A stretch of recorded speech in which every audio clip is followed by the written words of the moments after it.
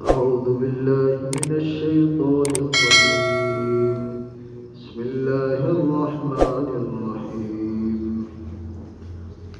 وكلوا واشربوا حتى يتبين لكم الخيط الأبيض من الخيط الأسود من الفجر ثم أتموا الصيام إلى الليل ولا تباشروهن وأنتم عاكفون في المساجد تلك حدود الله فلا تقربوها كذلك يبين الله آياته للناس لعلهم يتقون.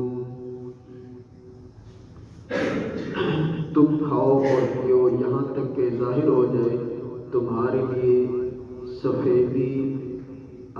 سفید دھاگا کالے دھاگے سے فجر میں، پھر تم پورا کرو روزے کو رات تک، اور تم نہ بیویوں سے ہمبستر ہو طرح حالے کہ تم اعتکاف میں ہو مسجد میں.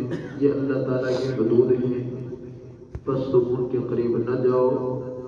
اسی طرح اللہ تعالیٰ بیان کرتا ہے اپنی نشانیوں کو لوگوں کے لیے تاکہ وہ پرہیزگار بن جائیں.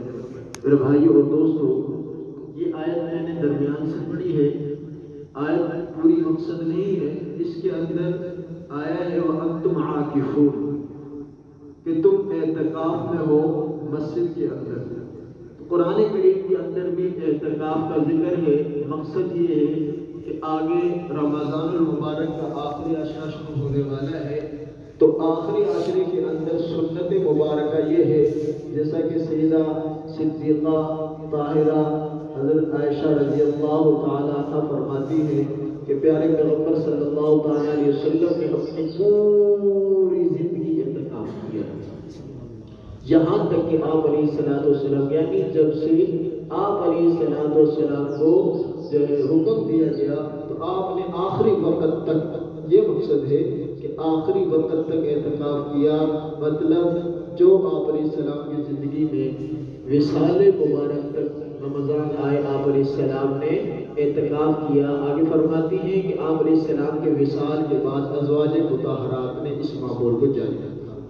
صحابہ کرام بھی کرواتے اعتکاف کرتے تھے. حضرت عائشہ نے آپ علیہ السلام کی ازواج مطہرات کا معمول بتایا ہے. اور ایک روایت میں آتا ہے حضرت ابن عباس سے مروی ہے، فرمایا حضرت آپ علیہ السلام نے کہ من اعتکف یوما ابتغاء وجہ اللہ جعل اللہ بینہ وبین النار ثلاث خنادق مما بینہ ابعد مما بین الخافقین. کہ آپ علیہ السلام نے فرمایا کہ جو بندہ ایک دن اعتکاف کرے، کتنے دن؟ ایک دن، 10 دن کی یہاں پہ بات نہیں، ایک دن کا اعتکاف کر لے، اللہ تعالیٰ اس بندے اور جہنم کے درمیان 3 خندقیں بنا دیتے ہیں. خندق کہتے ہیں بہت بڑا گڑھا بنا دینا، جیسے جنگ کے دوران ہوتا ہے کہ ایک کھڈا کھود دیا جاتا ہے، گڑھا کھود دیا جاتا ہے کہ دشمن دوسری طرف نہ جا سکے. تو ایسے ہی اللہ تعالیٰ خندق بنا دیتے ہیں کہ جہنم کی آگ اللہ کے بندے تک نہ پہنچ سکے.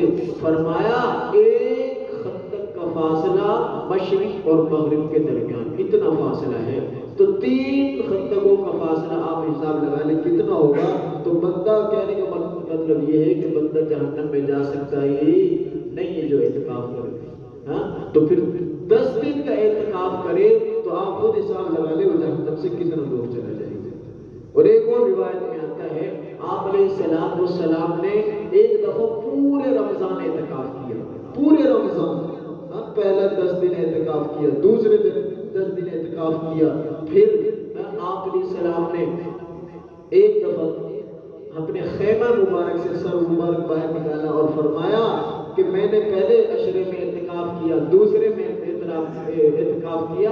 اس کی وجہ یہ تھی کہ میں شب قدر کو پالوں، شب قدر کو پالوں، اس کے لیے میں نے اعتکاف کیا. اللہ تعالیٰ نے وہ مجھے رات دکھائی لیکن بھلا دی گئی، اور بتایا کہ وہ آخری رات میں، آخری 10 دنوں میں وہ شب قدر کی رات آتی ہے، تم اسے تلاش کرو اور طاق راتوں میں تلاش کرو، یعنی 21، 23، 25، 27 اور 29 شب میں. تو ان طاق راتوں میں شب قدر کو تلاش کرنا چاہیے. اور جو بندہ اعتکاف کرے گا اس کے لیے آسانی ہو جائے گی. باہر ہوگا مختلف مصروفیات مشغولیات کی وجہ سے کام کاج کی وجہ سے وہ تلاش نہیں کر سکے گا, عبادت نہیں کر سکے گا, اور جس کو یہ مل گئی پکی بات ہے کہ اس کی مغفرت ہو جائے گی. ایک اور روایت میں آپ علیہ السلام نے فرمایا, حضرت ابن عباس کی روایت کرتے ہیں, ابن ماجہ شریف کی روایت ہے, آپ علیہ السلام نے فرمایا یعتکف الذنوب, جو بندہ اعتکاف کرتا ہے وہ اپنے گناہوں سے رک جاتا ہے. مسجد میں ہوتا ہے گناہ نہیں کر سکتا, بد نظری نہیں کر سکتا, لوگوں اس کی غیبتیں نہیں کر سکتا. کیوں؟ اسے پتہ ہے مسجد کا ادب ہے, شور نہیں کرے گا, گالی نہیں دے گا, اسے پتہ ہے میں مسجد کے اندر ہوں. مسجد کے اندر کیا کرے گا؟ عبادت کرے گا, ذکر کرے گا, نماز کے انتظار میں بیٹھے گا. فجر کی نماز پڑھی, عبادت کر رہا ہے, ظہر کے انتظار میں ہے, اور آتا ہے کہ جو بندہ نماز کے انتظار میں جتنی دیر بیٹھا رہے فرض نماز کے برابر ثواب ملتا رہتا ہے. ایک اور بات کہہ دوں,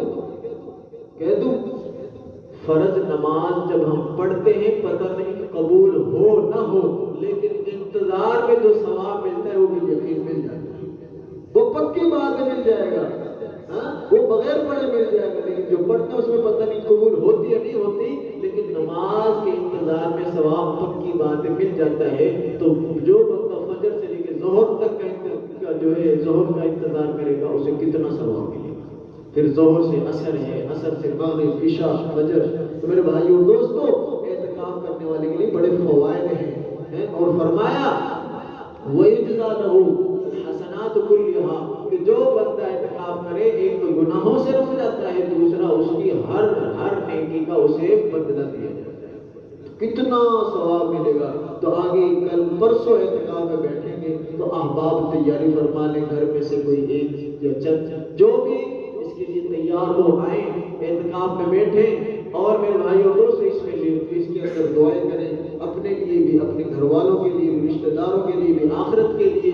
اور آپ علیہ السلام, سب سے بڑی بات یہ کہ آپ علیہ السلام کی سنت ہے, آپ علیہ السلام کی سنت زندہ ہو جائے, سنت زندہ ہو جائے. تو میرے بھائیوں اور دوستو سنت زندہ کرنے کا بھی بہت اونچا ثواب ہے. کل روزہ حشر ہوگا, آپ علیہ السلام علیہ وسلم پر تشریف فرما ہوں گے, فرمائیں گے میرا امتی اسے بھی لے کے آؤ, اس نے میری ایک سنت کو زندہ کیا. تو میرے بھائیوں اور دوستو اس اعتکاف کی بھی تیاری فرما لیں. کوئی بندہ گناہوں سے بچ جاتا ہے, بدنظری بہت سارے گناہوں سے بچ جاتا ہے, اور ہو سکتا ہے کہ مسجد میں 10 دن قیام کرنے کی وجہ سے جو بندہ پہلے گناہ کرتا ہے مسجد میں رہے گا, گناہوں سے بچ جائے گا.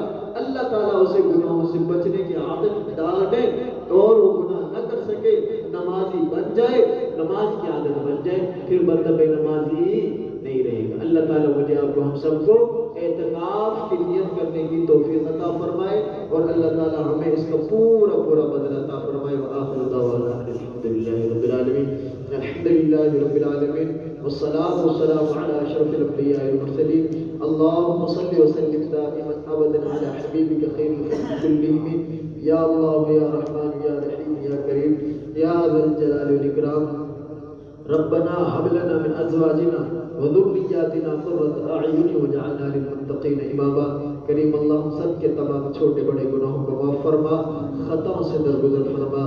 کریم اللہ رمضان کا مہینہ گزر رہا ہے, ہم اپنی بخشش نہ کروا سکے, اپنے گناہوں سے معافی نہ مانگ سکے. یا اللہ اگر ہمارے گناہ معاف نہ ہوئے, ہماری بخشش نہ ہوئی تھی, اللہ تباہ ہو جائیں گے. یا اللہ ہم آپ کی درگاہ پر, آپ کی چوکھٹ پر مغفرت کی بھیک مانگتے ہیں, اللہ معاف فرما دے, اپنے فضل سے معاف فرما دے.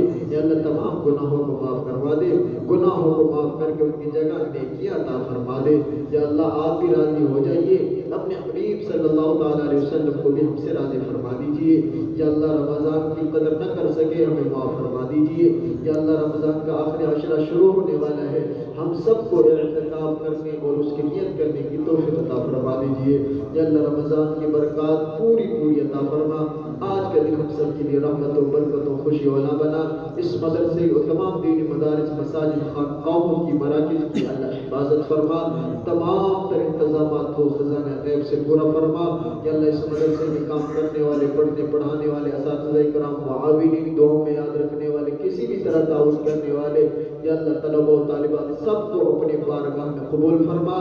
دونوں جہان میں سرخرو فرما. حافظ قاری عالم بعمل انسان بنا، ہم سب کو 5 وقت کا پکا سچا نمازی اور پکا مسلمان بنا، جب تک زندہ رکھے اسلام پر استقامت اور خاتمہ ایمان پہ فرما۔ ربنا تقبل منا انك انت السميع العليم وتب علينا انك انت التواب الرحيم۔ صلی اللہ علی النبی الکریم وعلی آلہ وسلم۔